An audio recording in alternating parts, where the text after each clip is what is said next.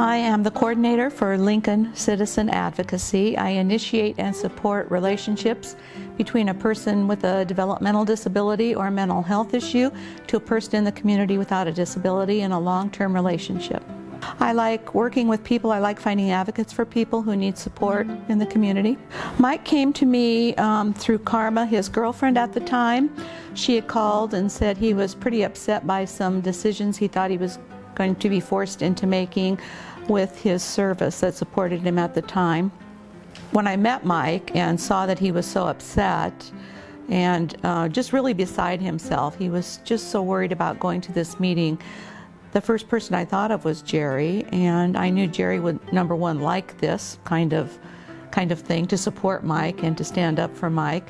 And Gerry's a justice person. This isn't his first rodeo. I just knew that he would be smart about it. He would ask good questions.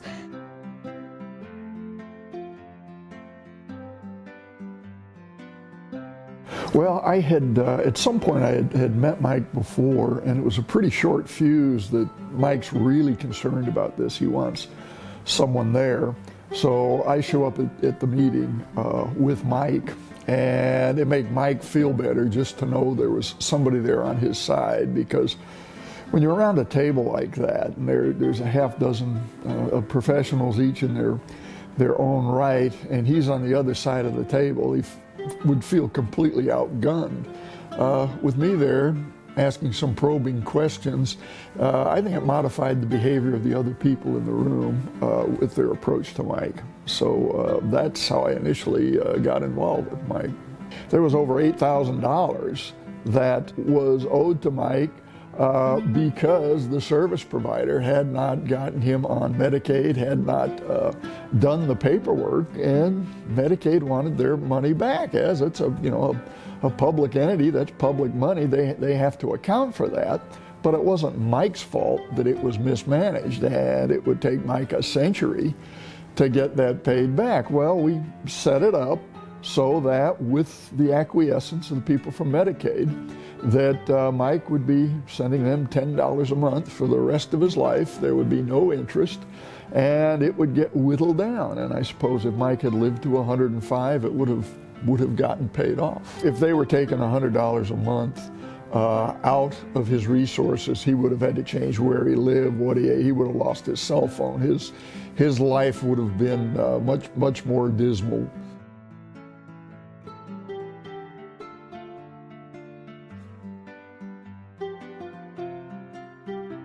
As I got to know Mike, he really grows on you. We became friends despite our very different backgrounds. I picked up very quickly on he had a good sense of humor. In fact, he wouldn't have to know you very long, 2 or 3 times, and when you walked in the room, he'd do your shoes untied just to see if he could get you to look. When he'd be hospitalized, the nurses would be coming back at him. He was a ladies' man. He always had a girlfriend, and they'd last for 6 months, a year. But when it broke up, he wasn't without a young lady on his arm for long. He did have a charm about him. He was a voracious reader. That really surprised me about Mike, was that he would just absorb books. I'd bring him old books that I had. He would just plow through that. So there were a lot of things that were below the surface there that, as I got to know Mike, picked up, and they're very admirable traits that he had. When Mike had stability in his life, things could be on cruise control and he would do quite well. But if he was having difficulty or breaking up with a girlfriend, that could really stress him. If there were issues with his job, that could stress him.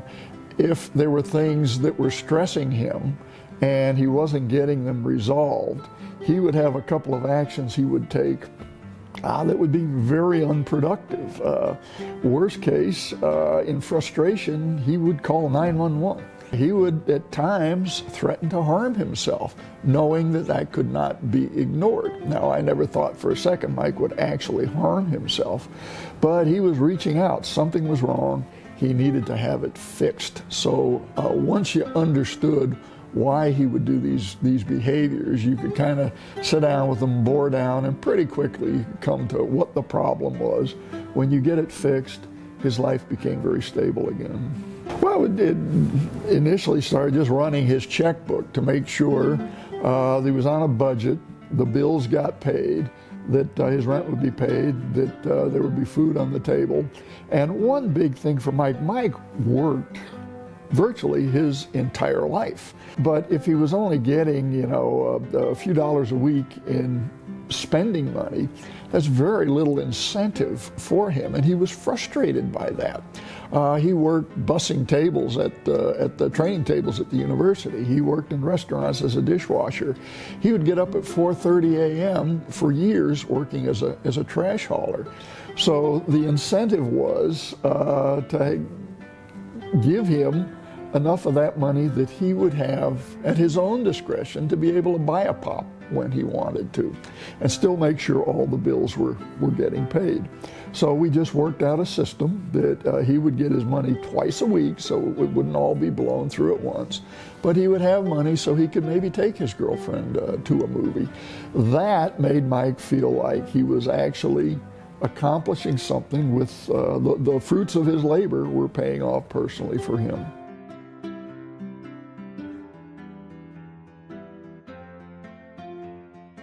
Mike relied heavily on being able to communicate with his friends, to have a good working cell phone. Not a big budget item, but absolutely critical to him. We made sure he had enough money so that he would have cable in his apartment so that he could watch his programming. One of the things in our conversations, I found out that aside from being born in Ohio, Mike had never been out of the state of Nebraska, had never been on a trip of any kind of a vacation. So saving up money, we were able to go with a local organization on a trip to Yellowstone Park that was about a week. He went to Branson, Missouri twice for about a week. Went out to Colorado Springs, brought back pictures of the Air Force Academy, which I found particularly interesting. And we actually saved up enough so that he got a digital camera, which he took pictures of everything that he saw, all the people that were with him on the trip. He knew there was a bigger world out there. He never thought he was going to get to see any of it. Mike at times would get frustrated at work. Mike was a hard worker, and he took pride in what he was doing. He would get frustrated if the people around him were not working as hard as he was. And he would say something about that. And sometimes it would get to the point that he would have friction with his coworkers. And there were times where I had to sit down with Mike and tell Mike that not everybody had the same gift of proper outlook as to the work ethic that he did, and he needed to be tolerant. But there was one time it actually cost him his job as a dishwasher, where he was in conflict with his other coworkers. That meant Mike had to do without the paycheck and the nice things that came with it for a while until he found himself another job. It was with Mike, I would occasionally communicate with an employer. For example, we were setting up getting his paycheck, and sometimes I would get questions from them if they didn't know Mike about whether Mike required any special handling. I was very clear, no, just treat him like a human being and Mike will be fine. Mike he picked up a smoking habit at an early age that he quit smoking several times, but the power of that addiction kept reeling him in, and it resulted in a number of health issues. He had pulmonary issues from the time I met him. Later on, he also had issues with his vision. So he would have bona fide health issues that in late 2016 actually led to removal of a part of his lung. In early 2017, he was running a high fever and was having breathing problems, went to the emergency room, and the emergency room physicians tested him and found out that he was showing a strain of influenza as well. Given his background, they wanted to make sure that he was taken care of because the influenza strain that was going around could be deadly. And eventually he lost his ability to swallow food. He spent, over the course of 2017, from March into October, 8 months in hospital and nursing home care. When he wasn't able to swallow food, they actually put a peg through his stomach so that they could feed him. When they took him up to Nebraska Medicine, up in Omaha, they figured out a way to get him back at least on liquids, soft foods, and eventually got his ability to swallow back, because the initial diagnosis was he was never going to be able to swallow. Mike was home by the end of October, and he was home for Thanksgiving and Christmas. Early in 2018, he was back in the hospital again with a strain of influenza.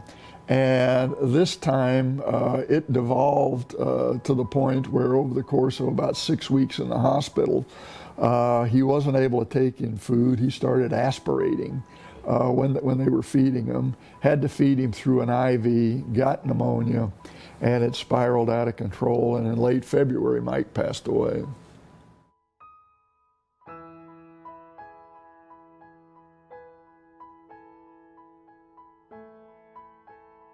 Mike became a friend, and like all your friends, there are reasons that they are your friends. It was probably an odd combination, but I did get to see, or I found out about the arc of Mike's life. He was not dealt a good hand from the very outset. Mike spent a good bit of his life growing up in foster care. I found out that Mike had been diagnosed as being completely deaf until he was 2 years old. That affected the way Mike spoke for the rest of his life, despite the fact that he regained normal hearing. I do believe that was a factor in getting his education on the special ed track, and he went through his schooling as a special education student. And I think maybe the system pigeonholed him in a way that it would not had they had better testing. Mike made the best of the hand he was dealt. And when I look at the tenacity and what he was able to do with those cards, I found that quite admirable.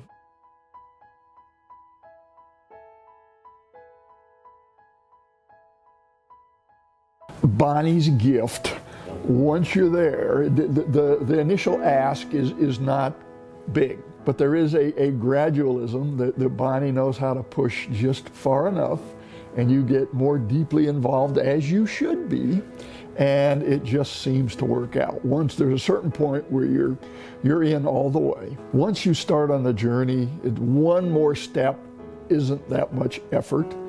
And after a while, you realize how far you've come on that journey with individual steps. There aren't very many things that I can do with my spare time that make as much of a difference as it made for Mike. Initially, it was just me sitting in on this meeting, making sure Mike didn't get railroaded, making sure Mike understood what he was being asked, and make sure if he said yes, he understood what he was saying yes to. There could have been a change in service provider. There could have been a dramatic change in his ability to manage his own finances. He needed to have someone there that understood what was being asked and could explain it to him. That's the beauty of getting properly matched with somebody. As you enter their life in a particular capacity, friendships can develop, bona fide friendship that would not have been there otherwise had I not had a chance to get into Mike's life. And by the way, Bonnie has matched professional athletes, doctors' wives, production line workers, all manner of backgrounds that can come in. Anybody can do this if the match is proper. And it's a real gift that Bonnie has to be able to match up the right persons in relationships like this. And it makes a difference.